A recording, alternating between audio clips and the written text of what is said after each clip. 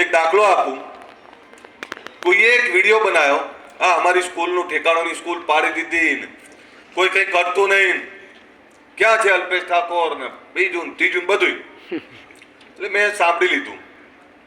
School મંજૂર કરાઈ, 2.5 કરોડના ખર્ચે બિલ્ડિંગ તૈયાર થયું. એટલે એના પહેલો માળ ભરાયો છે, બીજા માળના પાટિયા લાગતા હશે. એટલે જે લોકોએ આ વિડીયો બનાવ્યો એ લોકોને મેં બોલાયા, પૂછ્યું કે સ્કૂલનું કામ કેવું છે, એમ કે સ્કૂલ મંજૂર થઈ ગઈ. ખબર પડે તો આપણા સમાજની વાત કરું. તમે વિરોધ કર્યો પણ વિરોધનું પરિણામ મળ્યું જશે નહીં લઈ શકતા. તમે વિડીયો મૂક્યો એને મેં પોઝિટિવ લીધું કે સાચી વાત છે શિક્ષણ. હવે જેને એ નહીં ખબર કે એના ઘરની બાજુમાં પહેલો માળ ભરીને બીજો માળના પાટિયા વાગે છે, તો બાળકોને ભણાવશે ખરાય? દુઃખ કેવું થાય કે જેના માટે લડો છો એ બિલ્ડિંગ બની ગયું તોય તમને ખબર નહીં. બીજી જ એવી વ્યવસ્થામાં એક જગ્યાએ આખી બિલ્ડિંગ બની જ ગઈ અને આયા મારી જોડે ગટરનો પ્રશ્ન લે. મેં કીધું સ્કૂલનું શું થયું? આમ જોઈ રહ્યા મારી, આમ પેલા બાજુવાળા આમ જોયું. તમને પૂછું સ્કૂલનું શું થયું? કે કરાઈ દો સારું એમ. અલે આ બની ગઈ ને કીધું. હવે તમે કલ્પના કરો શું થાય. આ ગટરની પછી ચિંતા કરજો, એ તો હું કરાવી દઈશ. પેલા સ્કૂલ બની ગઈ, એમાં છોકરાઓને કઈ રીતે ભણાવશો એની ચિંતા કરો. આટલી અજ્ઞાનતા છે. આ અજ્ઞાનતા કહેવાય અને જ્ઞાન ના કહેવાય. વિષય મારો એ છે કે જે સમાજો આગળ આવ્યા એમાં સૌથી પહેલા 2 સમાજોનું નામ લઉં છું, એ દલિત સમાજ અને આદિવાસી સમાજ. તમારે બીજા સમાજોમાંથી શીખવું જ પડશે, બીજા સમાજોની સાથે રહી અને આગળ વધવું જ પડશે. એકલા થાકી જશો. ગમી હોત તાળી પાડજો. આ વાત એટલે કરું છું કે એક આઝાદી પહેલા સમાજોની દશા શું હતી, આઝાદી પહેલા સમાજ ક્યાં હતો ને આજે ક્યાં છે. આપણે કહીએ છીએ કે ગુજરાતનો સૌથી મોટો સમાજ, પણ આજે દુઃખ સાથે એ કહેવું પડે કે હજુ પણ એક કલેક્ટર ડીએસપી નહીં આપી શક્યા. આ દુઃખ છે આપણું. અને એ જંગલમાં રહેતો, ખૂણામાં રહેતો, એ જંગલમાં રહેતો આદિવાસીનો દીકરો ભણ્યો આજે ડીએસપી ને કલેક્ટર છે. એ દલિત સમાજનો દીકરો ને દીકરી ભણ્યા આજે ડીએસપી ને કલેક્ટર છે. એક સમાજ જેને શિક્ષણ થકી ક્રાંતિ કરી, એમાં પહેલું નામ આ 2 સમાજનું મારે એટલે લેવું પડે કે આઝાદી પહેલાની આ વ્યવસ્થા અને આજે ક્યાં છે. આનો અભ્યાસ કરજો. ક્યારેક તમને એવું થાય કે પાટીદાર સમાજ જોડે બહુ પૈસા, જૈનો જોડે બહુ પૈસા, બ્રાહ્મણો જોડે ખૂબ જ્ઞાન, તો ક્યાંથી આવ્યું? કે ભીત ઉપર લખેલું હતું કે હવામાં લખેલું હતું? શિક્ષણ કોઈનો ઇજારો છે? તો એ સમાજે શિક્ષણ પણ મેળવ્યું અને સારી ખેતી પણ કરી અને સારા ધંધા રોજગારે કર્યા ને પેટે પાટા બાંધીને દીકરાને દીકરીને અમેરિકા ને ઓસ્ટ્રેલિયા ને કેનેડા મોકલ્યા. પછીની ઈર્ષા કરીએ તો એમાં આપણે સુખી ના થઈએ. બીજા સમાજોમાંથી એટલે શીખવું પડે કે સુખી કેવી રીતે થયા, તો કે આપણું લૂંટીને સુખી નહીં થયા કોઈ, એ પોતાની મહેનતથી સુખી થયા છે. તેમાંથી શીખવું પડે કે હવે આપણે કેમ આ ના કરી શકીએ. ઘણીવાર આ સમાજોમાં શૈક્ષણિક સંસ્થા બનતી હોય. મારા ત્યાં પ્રજાપતિ સમાજની સંસ્થા બની રહી છે, મારે ત્યાં ચૌધરી સમાજની બની રહી છે. હું જે વિધાનસભામાં ધારાસભ્ય છું તેની જ વાત કરું, ગાંધીનગરની. જે નવી સંસ્થાઓ બની રહી છે, મારા ત્યાં સરદાર ધામ, વિશ્વ ઉમ્મા ફાઉન્ડેશન, રબારી સમાજની રેક સંસ્થા. તમે ક્યારેક આ સંસ્થાની મુલાકાત તમારી ગોઠવીશ, તમે કહેશો તો. ક્યારેક જાઓ તો ભૂખ લગાડો. જેને ભૂખ નહીં લાગે ને એ કઈ નહીં કરે. ભૂખ તો લગાડવી પડશે દોસ્તો. અને ભૂખ એ આપણા લોકોના વિકાસને, ભૂખ આ લોકોને શૈક્ષણિક તરફ ધકેલવા પડે, ધક્કો મારીને લઈ જવા પડે. કેમ ના જાય તું, કેમ ના ભણે? 2 મહોત્સવ ઓછા કરો, લગ્નના ખર્ચા નહીં કરવા, મેં મારો દીકરો 15,000 પૈણી ગયો, મને કોઈ અફસોસ નહીં. મેં બોલાયા તમને કોઈ ને તો તમે એવું કહો અમને જમાડવું ના પડે, તમે 100 વાર જમી જાઓ, પણ લગ્ન નહીં, લગ્નના નિમિત્તનું નહીં. તમતા ને ઘેરે પડ્યો લાખ માણસ તો એમને બોલાવવું પડે, ખુલ્લું આમંત્રણ તો આપવું જ પડે. પણ તેમ છતાં મને આનંદ એ વસ્તુનો કે એને 15,000 રૂપિયામાં લગ્ન કરી લીધા. મને તો કોઈ કહેવા ના આવ્યું.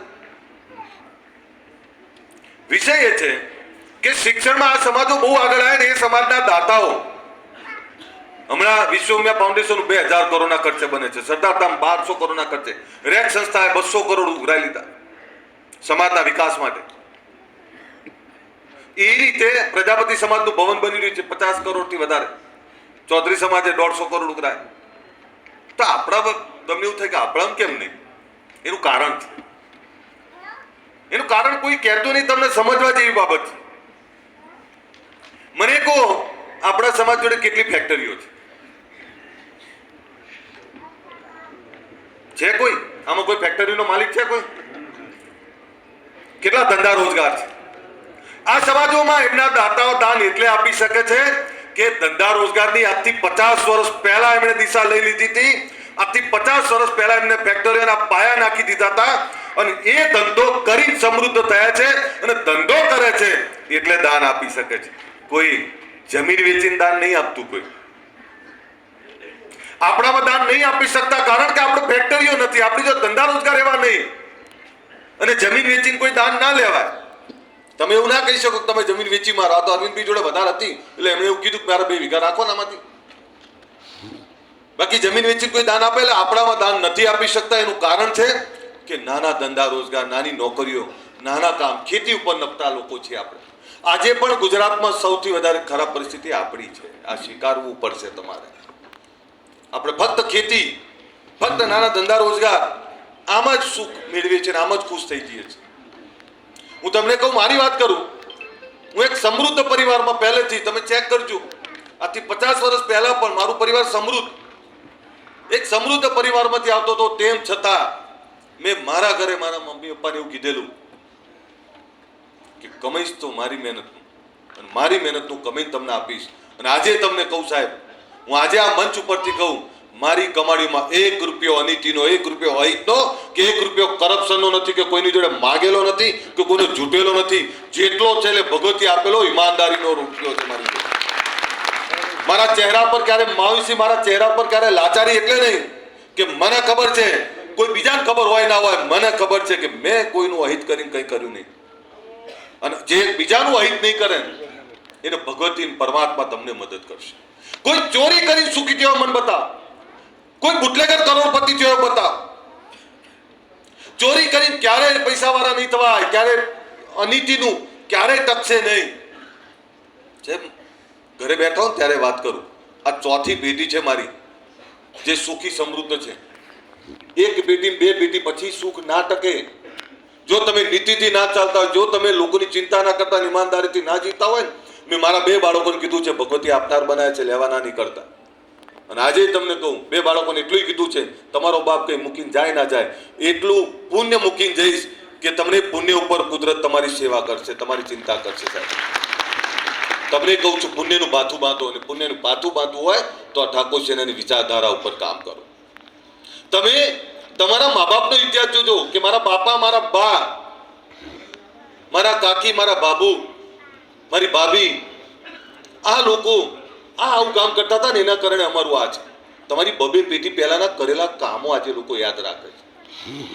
તો તમે જે કામ કરો છો, તમે એવું માનો છો કે યાદ નહીં રાખે? હું આજે તમને કહું, આથી 100 વર્ષ પછી પણ આ ઠાકોર સેનાની ચર્ચા થશે. આપણે એ કામ કર્યું છે સાહેબ, અને આપણે એ વાત કરવી છે. આપણે ભલે મોટા દાતાઓ ના હોય, ભલે કરોડો રૂપિયા ના આપી શકે, પણ આપણે ભવન તો બનાવવું છે, બનાવવું છે, બનાવવું છે ને એટલે અમે તમને બોલાવ્યા. જ્યાંથી લવાય ત્યાંથી આપનારા બેઠા છે. તમે આબરૂ એટલી બધી ઊભી કરી છે કે હવે તો બીજા સમાજો એવું કહે છે કે ચિંતા ના કરો, તમારું ભવન અમે તૈયાર છીએ. તમે કઈ ના કરી શકો તો તમારા ઘરનો 1 રૂપિયો આપજો, ખાલી 1 રૂપિયો. ખાલી 1 રૂપિયો આવે ને તો એ 2 કરોડ થાય. પેલા 2.5 કરોડનું ગ્રુપ છે પણ આપણે 2 કરોડ રાખીએ. મને ગુજરાતમાં એની ખબર કે કયા સમાજની કેટલી વસ્તી, આમ ગણવા જો 15-17 કરોડ થઈ જાય, પેલા બધા 6.5 કરોડ કહે છે. કારણ કે જે આવે પેલા કે અમારી 50 લાખ, પેલા કે અમારી 3 કરોડ, પેલા કે અમે 5 કરોડ, તો આમ બચ્યું કોણ? તો આ બધા નાના સમાજો ક્યાં ગયા બધા? પણ જેટલા હોય, તમે માની લો કે 2 કરોડ લોકો છો, 1-1 રૂપિયા આપો તો 2 કરોડ થાય ને 2 કરોડ લોકો ખાલી 100 રૂપિયા આપે તો કેટલા થાય એનો કેલ્ક્યુલેશન કરી લેજો, એટલે તમને ખબર પડી જાય. વિષય એટલો છે કે આ સમાજને શિક્ષણ માટેની ચોક્કસ વાત લઈને આપણે જવું પડશે. માર્ગદર્શકો માટેની જ આ બેઠક છે, પણ બધા હોદ્દેદારો ઘણા ટાઈમથી મળ્યા નતા એટલે બોલાયા છે. વિષય બીજો એવો આવે છે કે સૌથી વધારે આપણે બધા કુરિવાજોમાં પડી ગયા છે, અંધશ્રદ્ધામાં પડ્યા છે. અંધશ્રદ્ધા એવી કે કોઈ બુઆજી ધૂણીને એવું કહી દે, જા ચિંતા ના કર, સોળે કળાય તારે. હમણાં ધવલસિંહ કીધું તું